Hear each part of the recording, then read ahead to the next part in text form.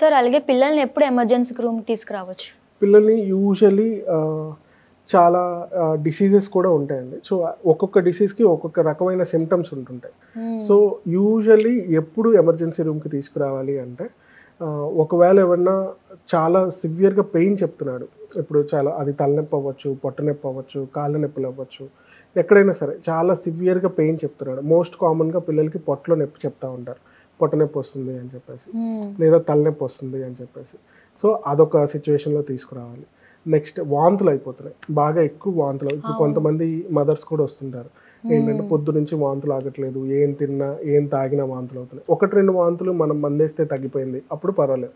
అలా కాకుండా కంటిన్యూస్గా వాంతులు అవుతున్నాయి, మందులు వేస్తున్నా తగ్గట్లేదు, లేదా ఏం తాగినా తిన్నా వాంతులు అవుతున్నాయి. అలాంటప్పుడు కూడా దీన్నే పర్సిస్టెంట్ వామిటింగ్స్ అంటారు. నార్మల్ వామిటింగ్స్ కన్నా పర్సిస్టెంట్ వామిటింగ్. అలాంటప్పుడు తీసుకురావాలి. లేదా ఎక్కువ లూజ్ మోషన్స్ అవుతున్నాయి, ఇప్పుడు పర్ డేలో యూజువల్గా నెలల పిల్లలకు కూడా 1-2 ఆర్ 3-4 మోషన్స్ వరకు అవుతుంటాయి.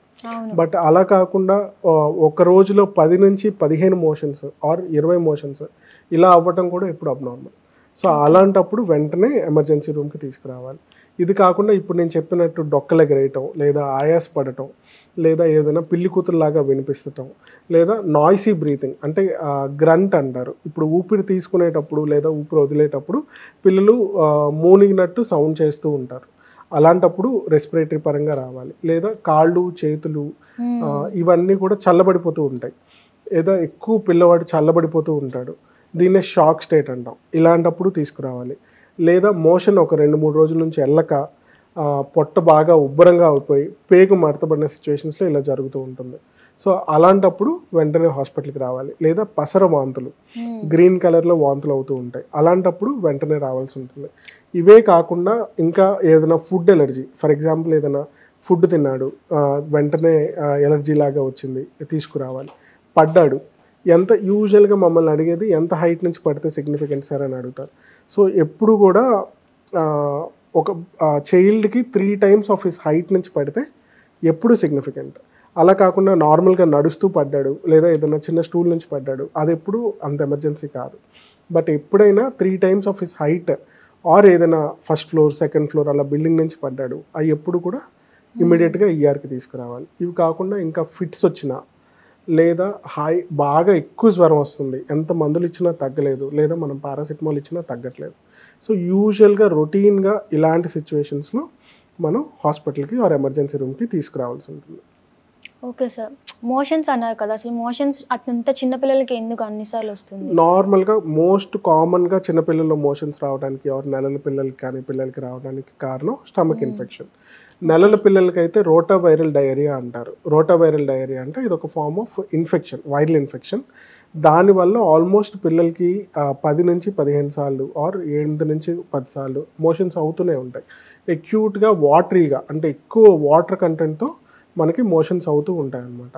సో మోస్ట్ కామన్ కాజ్ పిల్లలు అయితే ఈ రోటావైరల్ డయేరియా, లేదా ఇంకా అనేక రకమైన కారణాలు ఉంటాయి. ఇప్పుడు పిల్లలు ఉంటారు, పాకుతుంటారు, అది ఏదో ఒక టాయ్ పట్టుకుంటారు, లేదా ఇంకేదైనా పట్టుకుంటారు, అది పట్టుకొని నోట్లో పెట్టుకుంటారు. సో ఆబ్వియస్గా అలాంటి టైంలో ఇన్ఫెక్షన్ మనకి స్టమక్ ఇన్ఫెక్షన్ లేదా బౌల్ ఇన్ఫెక్షన్ ఈజీగా వస్తుంది. సో ఏవైనా కామన్గా జరిగేది వైరల్ ఇన్ఫెక్షన్స్. అలా కాకుండా కొన్ని బ్యాడ్ బ్యాక్టీరియల్ ఇన్ఫెక్షన్స్లో వాటిలో కూడా మనకి పిల్లల్లో డయేరియా వస్తూ ఉంటుంది. సార్ ఇప్పుడు దీనికి ఎలాగ మనం క్యూర్ చేయొచ్చు? పేరెంట్స్కి ఎలాగ? డయేరియా అంటే మనం సింపుల్గా గుర్తుపెట్టుకోవాలి జాగ్రత్తలు అంటే తీసుకోవాలి అది రాకుండా. అవునండి, యూజువలీ రోటావైరల్ డయేరియాకి వ్యాక్సిన్ ఉందండి. సో ఈ వ్యాక్సిన్ ఇవ్వడం వల్ల మనకు కంప్లీట్గా రాదని కాదు, బట్ డిసీజ్ వచ్చినప్పుడు సివియారిటీ తక్కువ వస్తుంది. ఫర్ ఎగ్జాంపుల్ ఇప్పుడు నేను చెప్పినట్టు రోటావైరల్ డయేరియా 10-15 సార్లు వస్తుంది అనుకున్నాం. సో ఈ సివియారిటీ అన్నది ఒక 4-5 సార్లకే పడిపోవచ్చు. లేదా ఇప్పుడు సింపుల్గా చెప్పాలంటే డయేరియా అంటే ఏంటంటే ఒంట్లో ఉన్న నీరు శాతం తగ్గిపోవటం. సో ఈ నీరు శాతం తగ్గినప్పుడు మనం ఏం చేయాలి? ట్రీట్మెంట్, ఆ నీరుని రీప్లేస్ చేస్తూ ఉండాలి. కొంతమంది ఏం చేస్తారు, అసలు కొన్నిసార్లు మనం ఎంత నీరు ఇద్దామన్నా ఓఆర్ఎస్, లో ఆస్మోలారిటీ ఓఆర్ఎస్ అంటారు. సో అలా ఓఆర్ఎస్ ఇవ్వటం, లేదా సో మధ్యలో ఈ ఓఆర్ఎస్ ఇస్తూ ఉండటం. పిల్లలకి ఏంటంటే కామన్గా అందరికీ యాంటీబయాటిక్స్ అవసరపడవు డయేరియా వచ్చిన పిల్లలందరికీ. సో మోస్ట్లీ సపోర్టివ్ మేనేజ్మెంట్ ఇవ్వాలి. సో ఒంట్లో ఎప్పుడైతే నీరు శాతం తగ్గిపోతూ ఉంటుందో దానివల్ల మనకి పల్స్ తగ్గుతుంది, బీపీ తగ్గుతుంది. సో వీటన్నిటికీ మనం ఇవన్నీ ఎలా కనిపెడతాం మనం పిల్లల్లో ఎమర్జెన్సీ కాదా అంటే, ఒకటి నేను ఇందాక చెప్పినట్టు కాళ్ళు చేతులు చల్లబడటం, లేదా పల్స్ తగ్గిపోవటం, బీపీ తగ్గిపోవటం, లేదా ఎక్కువ కొంచెం అంతా చల్లబడిపోయి ఉండటం, మగతగా పడుకోవటం, ఇవన్నీ చేస్తూ ఉంటారు. సో ఆ స్టేట్ని షాక్ స్టేట్ అంటాం, లేదా ఎక్కువ డీహైడ్రేషన్ స్టేట్ అంటాం. ఇంకో విధంగా ఎలా గుర్తుపట్టచ్చు పిల్లల్లో అంటే, నోరు తడారిపోతూ ఉంటుంది, లేదా కళ్ళు ఎక్కువ, ఇప్పుడు ఏడ్చినా కన్నీళ్లు రావు, స్కిన్ అన్నది బాగా డ్రై అయిపోతుంది, వాటితో పాటు యూరిన్ అవుట్పుట్ తగ్గిపోతుంది. ఇప్పుడు రోజుకి అరౌండ్ 8 to 10 times యూరిన్ వెళ్ళే బాబు ఆర్ పాప రోజుకి మహా అయితే 1 to 2 times వెళ్తారు. అది కూడా హై కలర్లో వెళ్తారు, అంటే ఎల్లోయిష్ కలర్లో కానీ ఎక్కువ వెళ్తూ ఉండటం జరుగుతుంది. సో ఈ విధంగా మనం పిల్లల్లో డీహైడ్రేషన్ సైన్స్ కనిపెట్టచ్చు. కనిపెట్టి వెంటనే హాస్పిటల్కి తీసుకొస్తే దాని ప్రకారం అంటే స్టేట్ ఆఫ్ డీహైడ్రేషన్ మైల్డా, మోడరేటా, సివియరా చూసి దాన్ని బట్టి ట్రీట్మెంట్ ఇస్తూ ఉంటాం. ఓకే. అలాగే ఫిట్స్ కూడా అన్నారు కదా, చిన్న పిల్లల్లో ఎందుకు అది? ఫిట్స్ రావడానికి పిల్లల్లో అనేక రకమైన కారణాలు ఉంటాయండి. సో మోస్ట్ కామన్గా చూసేది పిల్లల్లో ఏంటి అంటే జ్వరంతో ఫిట్స్ రావటం. ఇప్పుడు దాని ఆల్మోస్ట్ ఇండియాలో మన ఏరియాలో 30% పిల్లలకి జ్వరంతో ఫిట్స్ వస్తూ ఉంటాయి. యూజువల్లీ ఈ జ్వరంతో ఫిట్స్ రావటం అన్నది ఎంతవరకు ఉంటుంది, మనకి ఎప్పుడు abnormal fits, normal fits differentiate చేయాలి. సో నార్మల్ ఫిట్స్ అంటే అదే, నార్మల్ అంటే ఏ ఫిట్ అయినా అబ్నార్మల్, కానీ జ్వరంతో వచ్చే ఫిట్స్కి కొంచెం ఇదేంటి అంటే అది యూజువల్గా ఫ్యామిలీస్లో రన్ అవుతూ ఉంటుంది. అంటే వాళ్ళ ఫాదర్కి ఉండొచ్చు, వాళ్ళ మదర్కి ఉండొచ్చు, లేదా వాళ్ళ బ్రదర్కి ఉండొచ్చు, సిస్టర్కి ఉండొచ్చు, అలా ఫ్యామిలీస్లో రన్ అవుతూ ఉంటుంది. సెకండ్ థింగ్, 0 నుంచి 6 years లోపే కామన్గా వస్తుంది. 6 years తర్వాత కూడా ఉంటే దాన్ని జ్వరంతో వచ్చిన ఫిట్స్ అన్నాం. జ్వరంతో వచ్చిన ఫిట్స్ని ఫిబ్రైల్ సీజర్స్ అంటారు.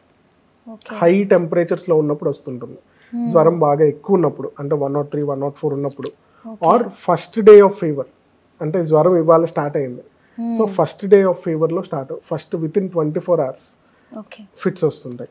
వచ్చిన ప్రతిదీ less than 5 minutes or less than 15 minutes ఉంటాయి. ఏ ఫిట్ అయితే జ్వరంతో వచ్చి 15 minutes కన్నా ఎక్కువ ఉంటుందో అది యూజువల్లీ జ్వరంతో వచ్చే ఫిట్స్ కాదు. ఇంకేదైనా అబ్నార్మల్ అదర్ కాజెస్ కూడా చూసుకోవాలి. అంటే సడన్గా ఇంట్లో ఇది జరుగుతుంటుంది, అలాంటి టైంలో పేరెంట్స్ ఆ టైంలో ఎలాంటి జాగ్రత్త తీసుకోవాలి? ఫస్ట్ వెంటనే బాబుని ఆర్ పాపని లెఫ్ట్ సైడ్ పడుకోబెట్టాలి, టంగ్ అది బయట అవ్వకుండా ఏదైనా కొంచెం అడ్డం పెట్టాలి. అడ్డం పెట్టేసి వెంటనే యూజువల్లీ ఒకవేళ ఆల్రెడీ జ్వరంతో ఉన్న ఫిట్స్ పిల్లలకి ఆర్ తెలిసిన పిల్లలకి ముందే అయితే మేము ఒక టాబ్లెట్ ఇస్తాం. జ్వరం వచ్చినప్పుడు వేయండి, ఒక మొదటి 3 రోజులు వాడండి అని ఒక టాబ్లెట్ ఇస్తాం. సో జ్వరం వచ్చిన ప్రతిసారి 6 ఏళ్ల వరకు ఆ టాబ్లెట్ వాడాలి. వాళ్ళందరికీ కూడా ఇంట్లో ఒక స్ప్రే ఇస్తాం.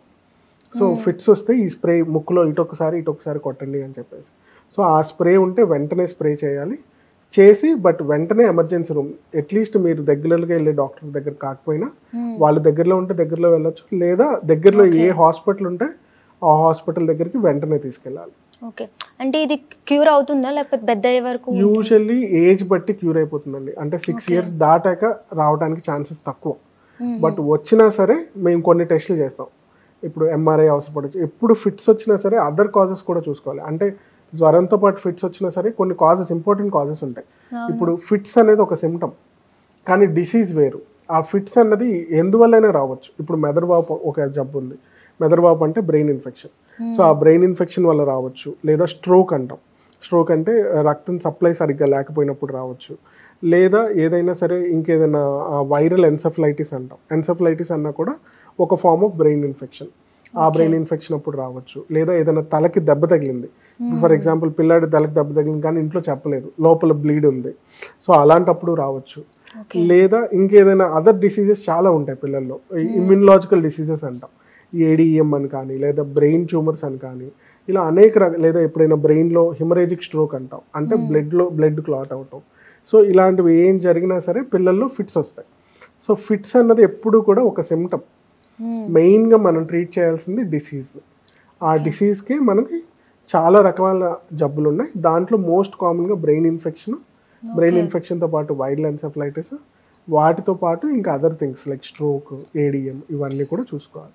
బట్ పిల్లల్లో మోస్ట్ కామన్గా వచ్చేది మాత్రం ఫిబ్రైల్ సీజర్స్ అంటారు. ఫిబ్రైల్ సీజర్స్ అంటే జ్వరంతో వచ్చే ఫిట్స్. ఈ జ్వరంతో వచ్చే ఫిట్స్ ఎప్పుడు కూడా మోస్ట్లీ ప్రాణాంతకం కాదు. సో అది వయసు పెరిగే కొద్దీ తగ్గిపోతుంది.